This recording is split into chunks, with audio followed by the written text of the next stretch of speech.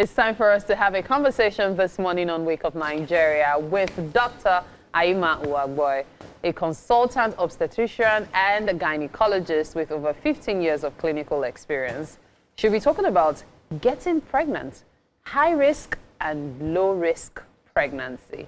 It is a pleasure to have you with us this morning. Thank you. Thank you for having me. Good morning. It's so good to have you. I know you've been here for the past, like 2 weeks now? Yeah. Yes. Yeah. Oh, nice. And over the past 2 weeks, I've been the one having conversations with her. It's really great that we can all talk to her together this time, and especially on this topic. So we've been talking infertility most of the month. Yeah, because it's Infertility Awareness Month. Exactly. Yeah. And then, so we've been talking about that side, but then what is important when you want to actually get pregnant? What is key about getting pregnant that a lot of couples are probably making mistakes at from the very beginning? That's where I wanted to take the conversation from today.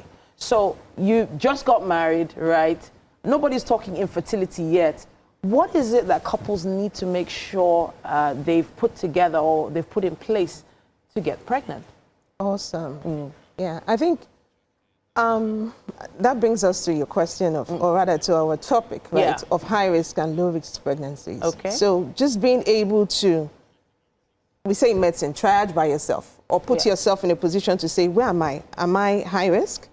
Or am I likely to just get pregnant with ease, right? Am I likely to develop conditions, difficulties when I get pregnant, or adverse outcomes when I get pregnant?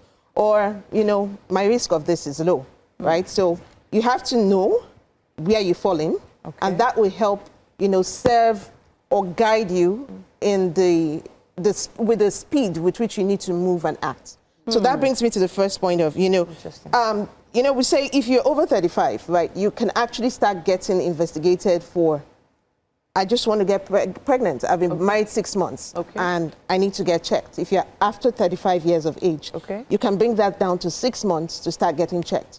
Right? If you're less than 35, 20s, in your early 20s, yes, you can wait for a year before you say, oh, should I start getting worried? And now down to your actual point of, so what are my lifestyle modifications at this time? I want to get pregnant. I'm a lady. Am I doing the right things? Am I on alcohol, tobacco, right?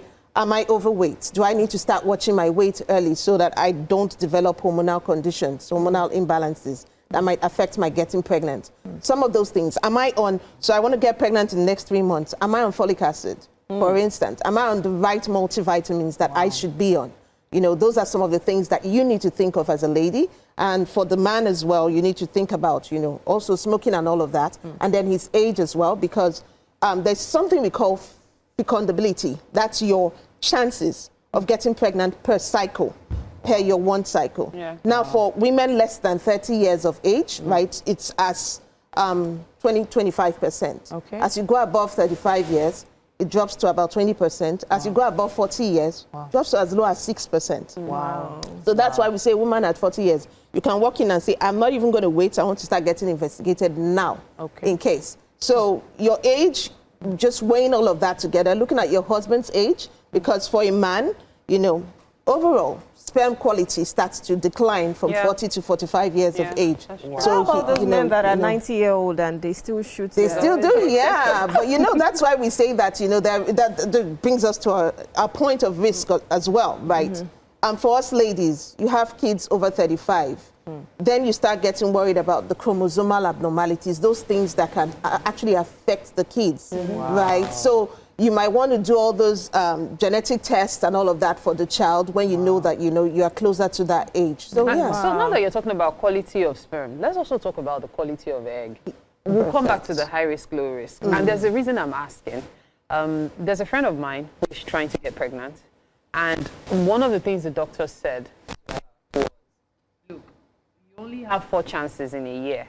4 chances in the sense that, yes, you get, you know, you go through your menstrual cycle every month, you get your eggs out and all, but only about 4 a year are actually, what was the word you used, mature enough to get to get fertilized. Please shed more light on that, because there's a lot of people, there's a lot that people need to know about this particular incident, where you keep trying, and then maybe a particular month that you probably didn't make much of an effort, suddenly that you're wondering why. So what's this maturity? I think that just with speaks eggs to, about? I don't know how old this lady was, right? I think it speaks to probably her age. One, her ovarian reserve, right? That's the second thing. Because as we grow older, right, the quality of our eggs also decline as well. For a woman above 40, your eggs are not as quality. In fact, from 35, it starts declining largely. So it's not as quality as one who is, the 20s, early 20s and all of that. So you want to be sure that, you're doing all that you need to effectively do in that period of time, because I guess what the doctor there was trying to say is your chances, right, if you bring out so many, there will be so many that will be very good and good enough to actually get you to, where you're going to achieve a pregnancy. And that's why we say, there's no worries for us women, I'm not ready to get married at this time, or I'm not ready to have kids. If you have the opportunity and you have the funding for it, freeze those eggs for when you're ready, right?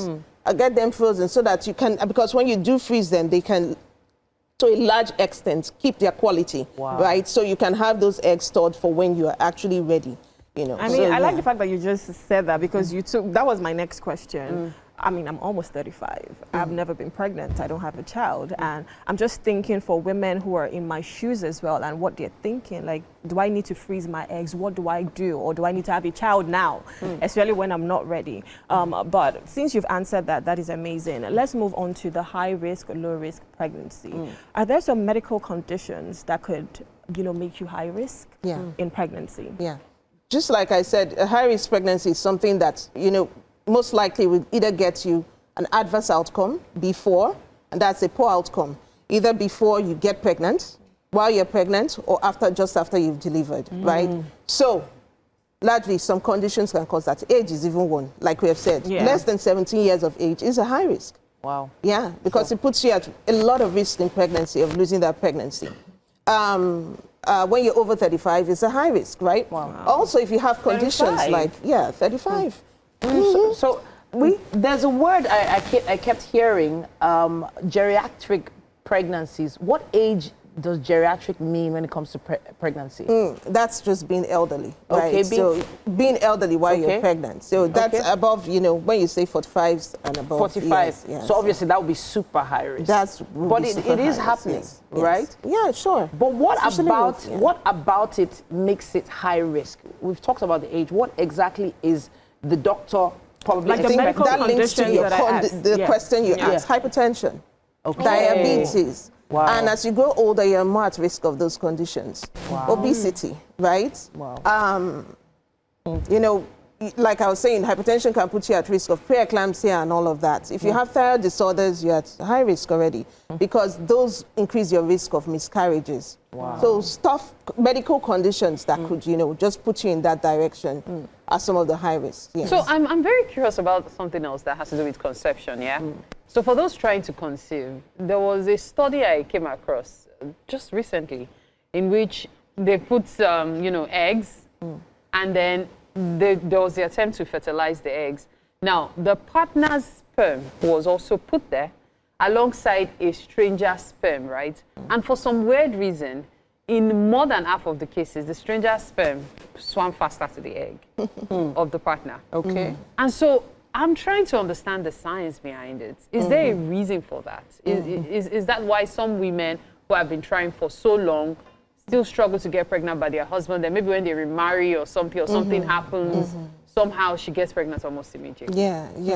So, I mean, that brings us to when we say, when we spoke about conditions, or rather factors, right, that can affect fertility, that just brings us to the part of the cervical factors that we tried to discuss that day.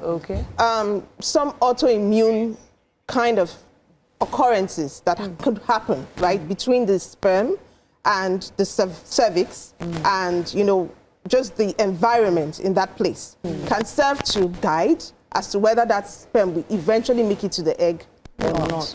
So you could find that, like you said, this sperm just did not make it to this egg, but you put it in a different environment and it goes smoothly there. So those things do happen.